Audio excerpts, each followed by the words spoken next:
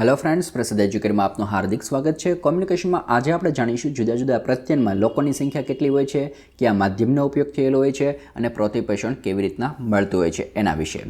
તો ચાલો સૌથી પહેલાં વાત કરીએ ઇન્ટરપર્સનલ કોમ્યુનિકેશનની। આંતરિક જે સંચાર થતો હોય છે એની વાત કરીએ તો તેમાં સાઇઝ ઓફ પીપલ હોય છે 2 થી 5। અને હું તમને એક પ્રશ્ન હજી પૂછી લઉં કે માત્ર ને માત્ર 2 વ્યક્તિ વચ્ચે જે કોમ્યુનિકેશન થાય છે તો તેવા કોમ્યુનિકેશનને શું કહેવામાં આવે છે? એને ઇન્ટરપર્સનલ કોમ્યુનિકેશન તરીકે કોઈ પણ ઓપ્શન ન આપેલો હોય તો એ કોમ્યુનિકેશનને કયા કોમ્યુનિકેશન તરીકે ઓળખવામાં આવે છે એ તમારે મને કહેવાનું છે કોમેન્ટ બોક્સમાં। અને ન ખબર હોય તો તમે વિડીયો જોઈ શકો છો। માધ્યમ કેવું છે?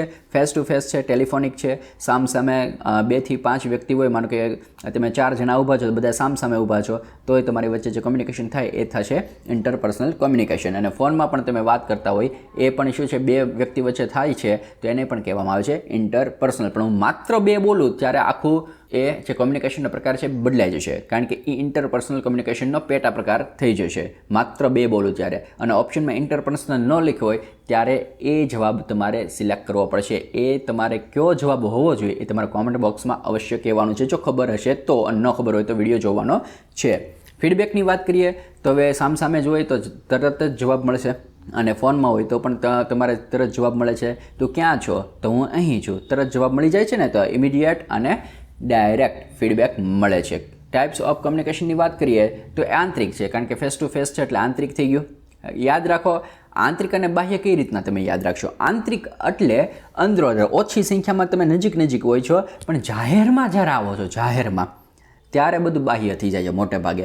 જાહેરમાં પણ એટલે કે તમે અનનોન વ્યક્તિઓ સાથે જ્યારે કોમ્યુનિકેશન કરતા હોય ને મોટે ભાગે તો એ બધા બાહ્ય થઈ જતા હોય છે, પણ મોટે ભાગે એમાં પણ તમારે એક શબ્દ ઉમેરી દેવાનો, વધારે સંખ્યા હોય સામે ત્યારે એક્સટર્નલ થઈ જશે।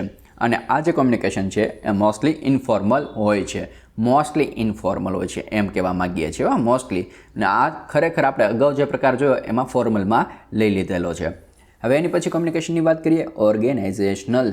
ઓર્ગેનાઇઝ કંઈક પાર્ટી કરી હોય અથવા તો કોઈ પણ એવો સેમિનાર કરેલો હોય, કોઈ પણ મિટિંગ હોય એની વાત કરીએ તો તેમાં 100થી વધારે લોકોની સંખ્યા હશે અને માધ્યમ હશે મીટિંગ, કોન્ફરન્સ, ડોક્યુમેન્ટ્સ, એના દ્વારા એ સંચાર થતો હશે, એ મેસેજ આપલે થતો હશે। ફીડબેક જોઈએ તો આમાં માનો કે ડોક્યુમેન્ટ્સ હોય તો એમાં જવાબ જલ્દી આવવાનો છે, નથી આવવાનો। મીટિંગ હોય તો એમાં પણ વિચારી કરીને બોલવાનું હોય છે, તો સ્લો અને ઇનડાયરેક્ટ હોય છે। અમુક તો કાગળિયાથી જ જવાબ આપવાનો હોય છે તો ડાયરેક્ટ હોતું નથી, ઇનડાયરેક્ટ હોય છે। અને ઓર્ગેનાઇઝેશન 100 કરતાં વધારે લોકોની વાત થઈ ગઈ ને તો એક્સટર્નલ થઈ ગયું।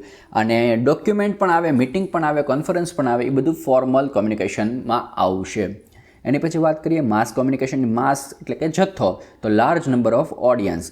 હવે પ્રધાનમંત્રીને તમારા ઉદાહરણ તરીકે લઈ લેવાનું છે, કોઈ પણ જગ્યાએ સ્પીચ આપતા હોય, ભાષણ આપતા હોય એ તમારે લઈ લેવાનું, તો એમાં શું આવશે? ભાષણ। પછી ન્યૂઝપેપર કેટલા લોકોના ઘરે આવે છે તો એ માત્ર શું થાય છે, એ મેસેજ ન્યૂઝપેપરમાંથી તમારા સુધી પહોંચે છે। હવે તમારો જે રિસ્પોન્સ છે એ પાછું ન્યૂઝપેપરવાળા પાસે પહોંચતો નથી।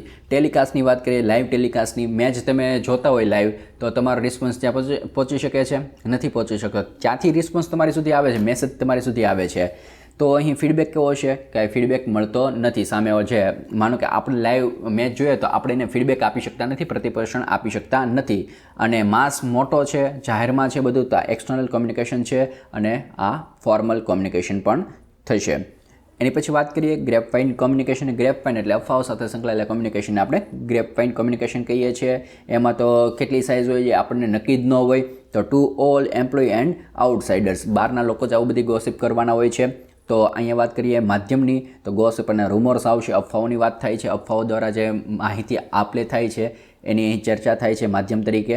હવે ફીડબેકની વાત કરીએ તો depends on the wisdom of manager. હવે કેવું અહીંયા તંત્રનું ભારણ છે અથવા તો કેવું અંકુશ છે એના ઉપર આ ડિપેન્ડ કરશે। જો ખૂબ અંકુશ હશે તો કોઈ 2 વ્યક્તિ વાતચીત પણ નહીં કરી શકે, માત્ર ને માત્ર કામ કરવાનું હોય છે। અને આ પ્રકારનું કોમ્યુનિકેશન કેવું હોય છે? ઇન્ટરનલ, કારણ કે માનો કે 3 વ્યક્તિ છે, એક વ્યક્તિ દૂર ઊભેલી છે પણ એની વિશે કોઈ પણ ટીખળ કરવાની હોય તો એ ગુપસુપ જ કરશે ને, ધીરે જ બોલીને કરશે ને, તો ઇન્ટરનલ થયું। અને મોટે ભાગે કેવું હોય છે? મોટે ભાગે નહીં બોલતા, આ ઇન્ફોર્મલ જ હોય છે। ગોસિપ કરવાનું એ કેવું હોય છે? ઇન્ફોર્મલ જ હોય છે, કારણ કે અફવાઓ એ યોગ્ય હોતી નથી, અનૌપચારિક જ હોય છે। અફવા હંમેશા કેવી હોય છે? અનૌપચારિક જ હોય છે। Okay friends, thank you.